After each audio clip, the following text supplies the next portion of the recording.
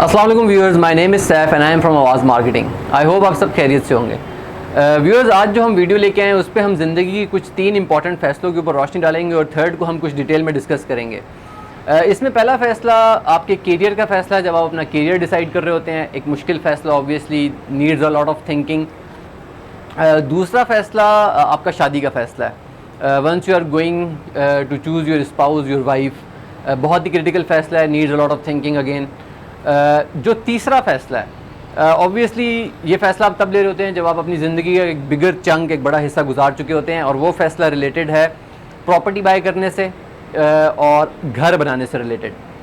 और इसी पॉइंट के ऊपर आज हम थोड़ी सी रोशनी डालेंगे और आपको गाइड करेंगे कि ये जो तीसरा फ़ैसला है इसको कैसे आप अच्छे तरीके से एग्जीक्यूट कर सकते हैं और हम आपको कैसे हेल्प आउट कर सकते हैं कि आपके पास इतना इन्फॉर्मेशन और नॉलेज हो कि आप इस थर्ड जो डिसीजन है उसको लेने में बहुत सारी आसानी हो सके। इसके लिए 4 पॉइंट्स हैं जो आपको हमेशा याद रखने हैं, चाहे आप कहीं पे भी प्रॉपर्टी ले रहे हैं, घर बनाने के लिए सोच रहे हैं। It is all about 4 points जो आपको याद रखने हैं। इसमें जो पहला पॉइंट है, आपको हमेशा ये चीज़ याद रखनी है और आपने इसको बहुत क्रिटिकली एनालाइज करना है कि लोकेशन उस प्रोजेक्ट की जिसमें भी आप इंटरेस्टेड हैं, आप घर बनाना चाह रहे हैं और what ever the case is, उसकी लोकेशन कैसी है।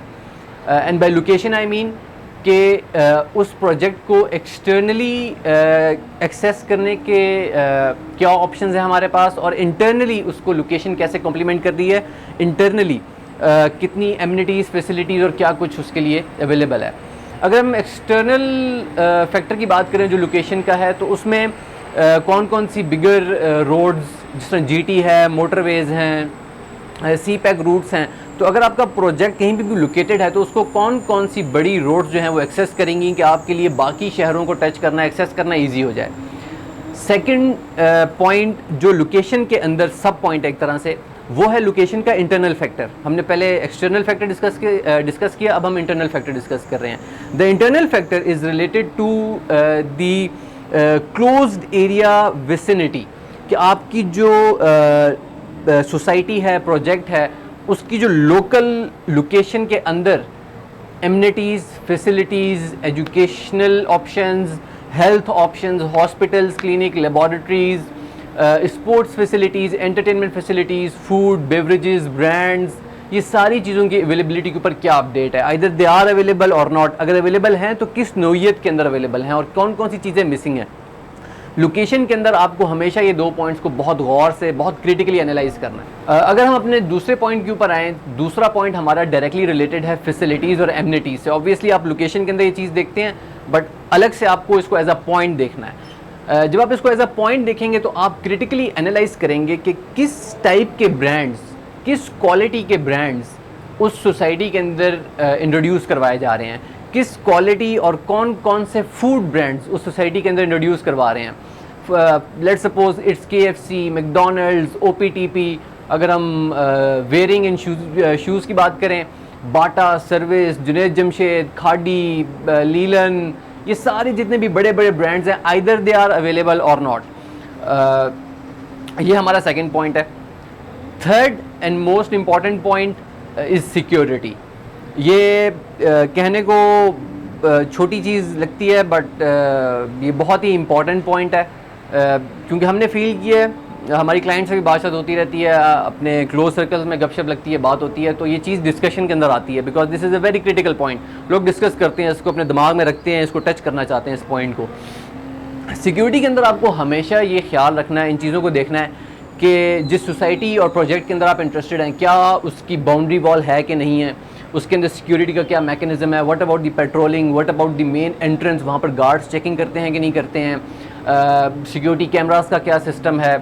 इफ़ यू आर आउट, आप जो बड़े हैं घर के, let's suppose the husband and the wife, if they are out somewhere, ठीक है, और बच्चे पीछे हैं घर पे अकेले, तो are they comfortable, are they having the peace of mind कि वो सुकून में है कि उनके बच्चे अकेले हैं, कोई प्रॉब्लम तो नहीं होगी उनको। ये सारी चीज़ें ऑब्वियसली माएँ बहुत टेंशन लेती हैं जब बच्चे शाम को खेलने के लिए बाहर निकलते हैं। वेरी इंपॉर्टेंट पॉइंट कि क्या आपके बच्चे शाम को आराम से बाहर निकल सकते हैं खेलने के लिए, क्या रात को आपकी लेडीज़ बाहर वॉक कर सकती हैं।